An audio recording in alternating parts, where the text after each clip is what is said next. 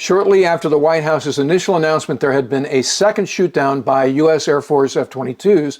Brigadier General Patrick Ryder held a press conference at the Pentagon. Here are a few highlights.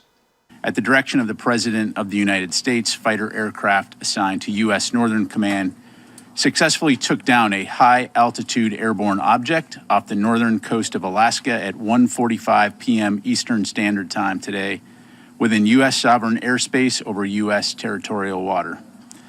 On February 9, North American Aerospace Defense Command detected an object on ground radar and further investigated and identified the object using fighter aircraft. The object was flying at an altitude of 40,000 feet and posed a reasonable threat to the safety of civilian flight. We have no further details about the object at this time, including any description of its capabilities, purpose, or origin. The object was about the size of a small car, so not similar in size or shape to the high-altitude surveillance balloon that was taken down off the coast of South Carolina on February 4. Anytime we detect anything, we're going to, first of all, observe it, and then make a decision and take appropriate action. So you have to look at each individual case on its own merits. In this particular case, given the fact that it was operating at an altitude that posed a reasonable threat to civilian air traffic, the determination was made and the President gave the order to take it down. So that press conference went on for nearly a half hour, but even within the brief highlights I just showed, there's a lot to unpack. So like all spokespersons, General Ryder chooses his diction very carefully, just like Admiral Kirby does. So let's take a look at what he said.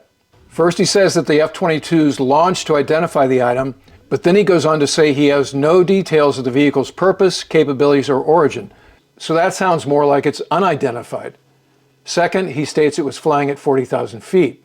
And third, like Admiral Kirby did, he's very careful to call the thing in question an object and not a balloon, saying it was the size and shape of a small car.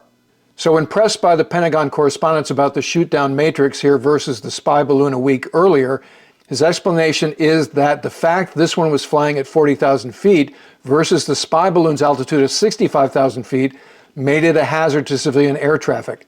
So if that's the only step in the ROE, there's a lot of stuff we should be shooting down on a daily basis.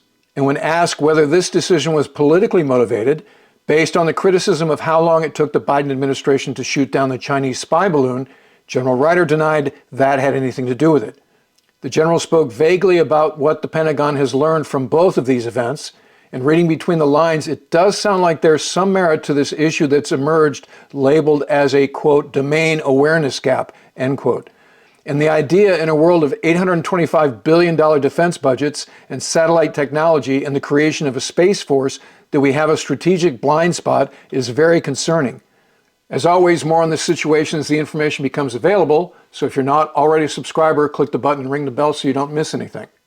Also, we just launched an exciting new product here at the channel.